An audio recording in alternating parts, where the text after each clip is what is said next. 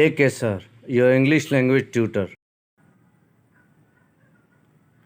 Pay back.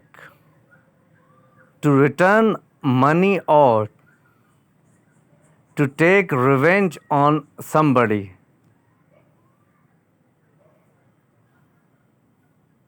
Pay down.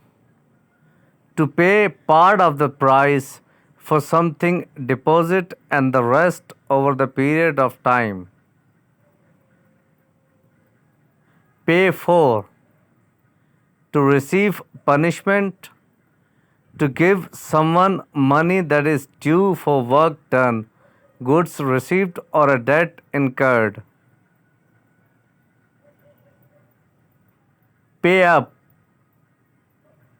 To pay a debt in full. Pay off.